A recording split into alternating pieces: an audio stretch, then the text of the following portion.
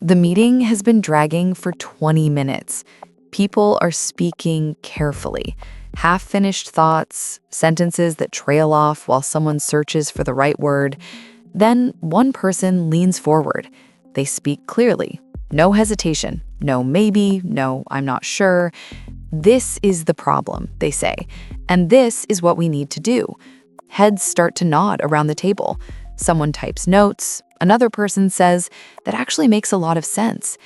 The strange part? No one has checked if it's actually correct. But the moment sounded smart. And in rooms like this, sounding smart is often enough. Confidence feels like evidence. When someone speaks with certainty, the brain quietly upgrades their credibility. Clear voice, direct statements, no visible doubt. It looks like competence. But those two things are not the same. Some of the most knowledgeable people speak carefully. They hedge. They qualify.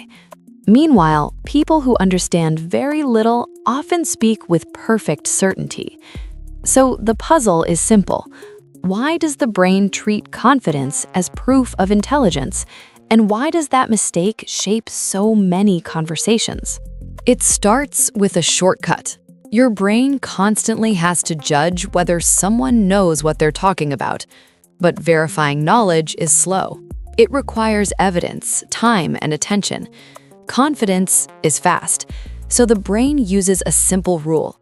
If someone sounds certain, they probably know something.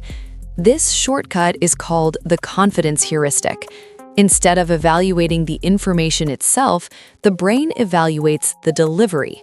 Certainty becomes a signal. Clarity becomes a proxy for competence. But that's only the first step. Once someone appears confident, something else quietly activates. The brain begins to treat them as an authority. Their words carry more weight. Their claims feel more credible. Their opinions start shaping the direction of the conversation. This is authority bias. And together, these two mechanisms create a powerful chain reaction. Confidence creates the appearance of competence, and the appearance of competence creates influence, before anyone has tested whether the idea is actually good. At first, this distortion happens in small interactions. A job interview. Two candidates answer the same question. One pauses, thinking carefully. They say things like, "It depends," or "There are a few possible approaches." The other candidate answers instantly. Confident tone, clean conclusion, no hesitation. Even if their answer is shallow, the second candidate often sounds more capable because certainty feels like expertise. Now scale that effect up. Online, short clips spread quickly because they sound decisive. Simple answers, bold claims, absolute language. This is the real reason. This proves everything. Complex explanations rarely go viral. Nuance slows things down, but confidence compresses ideas into something that feels clear and powerful, which means confident voices travel farther than careful ones. Then the distortion reaches its most powerful form. Groups, a meeting, a panel discussion, a public debate. One person speaks with strong certainty, no hesitation, no visible doubt. Other people in the room begin adjusting. Someone who was unsure stays quiet. Another person who disagreed starts second-guessing themselves. Because confidence doesn't just influence opinions, it changes the social atmosphere.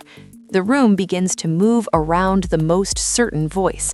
And suddenly, one person isn't just expressing an idea, they are steering the direction of the entire conversation before the idea has even been tested. There's an uncomfortable irony behind this. Real knowledge often produces hesitation. The more someone understands a topic, the more complexity they see. They recognize trade-offs, exceptions, uncertainty. So their language becomes careful. Probably. It depends. There are several factors. But the brain doesn't reward careful thinking. It rewards clarity. Confidence signals certainty, and certainty feels reassuring, which means the shortcut favors people who sound decisive, even when their understanding is shallow. In other words, the system quietly rewards confident ignorance and sometimes penalizes genuine expertise, not because expertise is wrong, but because it rarely sounds as clean. So back in that meeting room, when the confident voice explains the problem and everyone starts nodding, something subtle has already happened. The group hasn't necessarily evaluated the idea, they've evaluated the delivery, the certainty, the tone, the absence of hesitation. The brain interprets that signal as competence, and once that signal appears, the room begins to reorganize around it, which means some of the ideas that shape decisions don't win because they're correct, they win because they sounded confident first. And once you notice that pattern, it becomes hard to unsee. In meetings, in debates, online, the loudest certainty often feels like intelligence, even when it isn't.